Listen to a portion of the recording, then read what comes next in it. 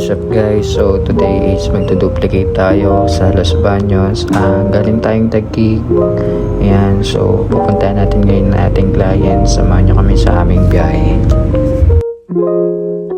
Yan, so bali kasama natin ang ating driver, si Kuya Raven. Sinamahan tayo pa Los Baños, galing Taguig. Yan, para sa mga nagtatanong, ang physical store natin is sa Taguig pa po.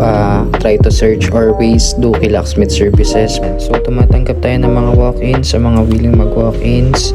And nag-home service din tayo around Metro Manila and near province.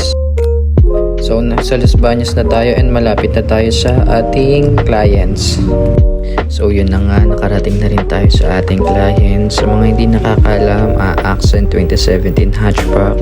Yan, kasama ko rin ang aking driver. Yan, si Kuya Raven. Yan, nagpis pa nga.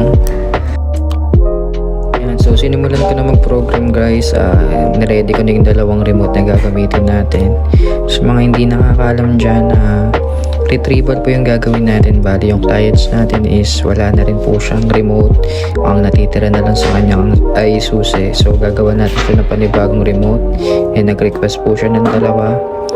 So ayan, ginagawa ko na. Kinabit na rin na po natin yung device dyan para magawa na natin ang kanyang remote. So ayun na nga, napakaganda ng ating ginawa.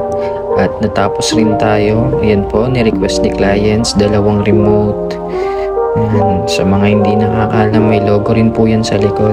Then, i-start po natin kung totoo bang working. Ayan, so nag-start na nga po guys.